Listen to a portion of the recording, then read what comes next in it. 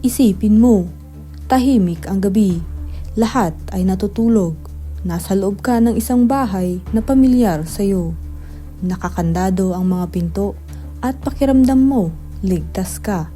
Pero sa gabing iyon, may isang taong makakapasok at may isang buhay na hindi na muling makakauwi. Ito ang kwento ni Brianna Denison. Madaling araw ng Enero 20 taong 2008, tahimik ang Reno, Nevada. May niebe sa mga kalsada at sa bubong. Halos walang tao sa labas. Isa yon sa mga gabing parang walang masamang pwedeng mangyari. Sa isang bahay sa Mackay Drive, malapit sa Universidad ng Nevada, Reno, natutulog si Brianna Denison, 19 na taong gulang. Nakahiga siya sa sopa sa sala. May kumot, komportable at payapa. Nandoon siya dahil nakikituloy siya sa mga kaibigan. Hindi ito bago. Madalas gawin to ng mga college students, lalo na kapag gabi na, malamig at ayaw nang umuwi. Nakakandado ang pinto, tahimik ang bahay. Patay na ang mga ilaw, walang senyales ng panganib, at doon mismo nangyari ang hindi inaasahan.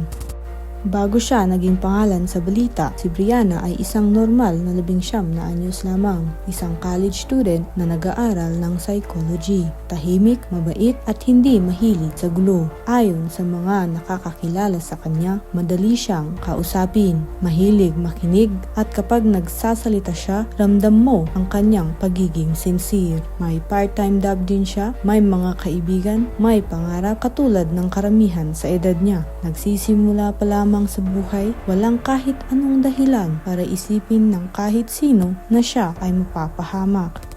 Noong Sabado, 19 ng Enero taong 2008, normal lang ang araw ni Brianna. Pumasok sa school, nakipagkita sa mga kaibigan, at ng gabing iyon, lumabas sila para mag-celebrate ng birthday. Walang wild party, walang sobrang inom. Simpleng salo-salo lang, tawanan, kwentuhan at musika. Nang matapos ang gabi, gumawa siya ng praktikal na desisyon. Sa halip na umuwi ng mag-isa sa malamig na gabi, sumama na lang siya pabalik sa bahay ng kaibigan. Doon siya natulog sa sopa. Inaasahang gigising siya makalipas ang ilang oras at papasok sa klase, pero hindi na siya nagising. Bandang 3:00 hanggang 4:00 ng madaling araw, may isang lalaking lumapit sa bahay. Walang nabasag na bintana at walang pilit na pinto. Wala ding ingay at tahimik siyang pumasok. Habang natutulog si Brianna, kinuha siya mula sa sopa. Wala siyang pagkakataong sumigaw at walang oras para tumawag. Walang oras para humingi ng tulong. Naiwan ang cellphone niya at naiwan din ang sapatos niya. At nang umalis ang lalaking iyon, ay wala na rin si Brianna.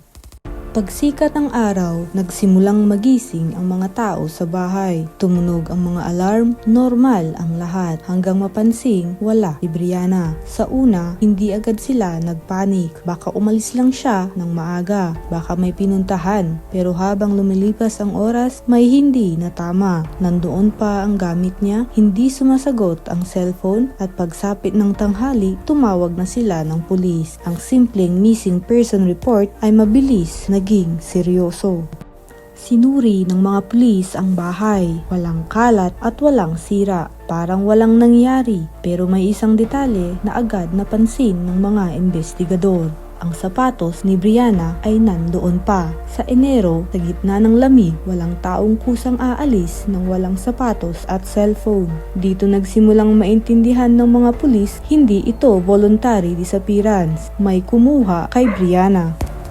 Lumawak ang paghahanap, sinuyod ang mga kalapit na lugar at naglabasan ang mga poster. Nag-volunteer ang komunidad, lumabas ang mukha ni Brianna sa TV, sa balita at sa buong Nevada. Ang pamilya niya naghihintay, umaasa, pero natatakot. At makalipas ang 3 araw, dumating ang balitang ayaw marinig ng kahit sino. Noong Enero 23 taong 2008, natagpuan ang bangkay ni Brianna Denison sa isang liblib na lugar malapit sa Hidden Valley. Malayo sa campus, tahimik at halos walang tao. Kumpirmadong siya ay pinatay. Sa puntong ito, hindi na lang ito tungkol kay Brianna. May isang mamamatay tao na malayang gumagala.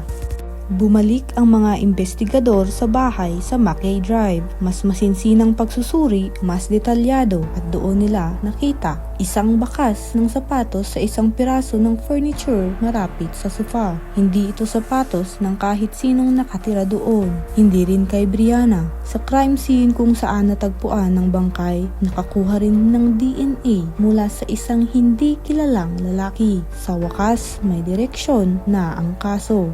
Habang iniimbestigahan ang kaso, may isang babaeng lumapit sa mga pulis. Ilang araw bago mawala si Brianna, siya rin ay inatake sa madaling araw ng isang lalaking hindi niya kilala. Pero siya ay nakaligtas. Mas mahalaga pa, ang DNA mula sa kanyang kaso ay tumugma sa DNA sa kaso ni Brianna. Ibig sabihin, hindi ito iisang insidente lang. May serial offender na kumakalat.